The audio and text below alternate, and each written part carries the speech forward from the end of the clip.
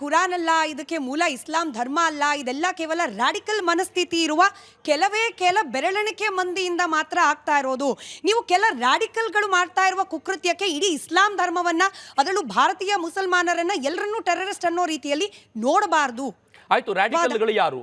ಆಯ್ತು, ಯಾರಿಗೆ ಓದು ಬರಹ ಗೊತ್ತಿಲ್ವೋ, ಯಾರು ಬೀದಿ ಬದಿಯಲ್ಲಿ ಯಾವಾಗಲೂ ಇರ್ತಾನೋ ಅವನನ್ನು ಕರ್ಕೊಂಡು ಹೋದ್ರು, ಬ್ರೈನ್ ವಾಶ್ ಮಾಡಿದ್ರು, ಅವನಿಗೊಂದು ಏನು ಟೈಮರ್ ಫಿಕ್ಸ್ ಮಾಡಿದ್ರು, ಬಾಂಬ್ ತಗೊಂಡು ಉಡಾಯಿಸು ಅಂತ ಒಪ್ಕೊಳ್ತೀನಿ ನಾನು. ಅವನಿಗೇನೂ ಗೊತ್ತಿಲ್ಲ, ಅಧ್ಯಯನ ಇಲ್ಲ. ಯಾರ್ರೀ ರ್ಯಾಡಿಕಲ್ಲು?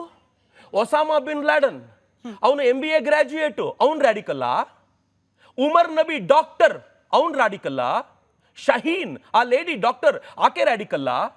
ಯಾರು ಇಂಜಿನಿಯರ್ಗಳು ಅನೇಕರು, ಎಲ್ಲೋ ಗ್ಲಾಸ್ಗೋದಲ್ಲಿ ಸಿಕ್ಕಾಕೊಂಡಂತ ಒಬ್ಬ ಡಾಕ್ಟರ್ ರ್ಯಾಡಿಕಲ್ಲ.